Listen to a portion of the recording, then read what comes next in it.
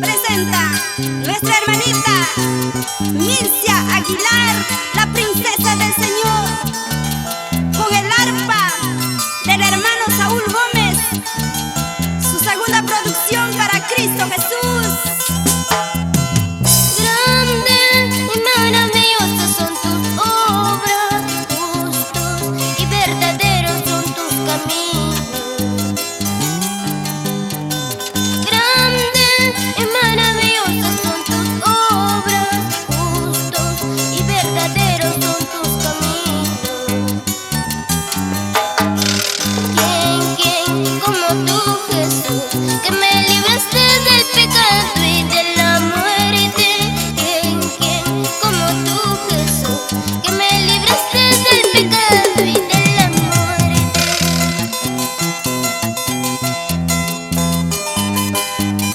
Cuánto tiempo estaba perdido sin conocer a Dios.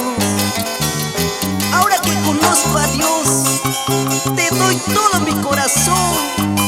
Por eso te alabamos, Señor Jesús.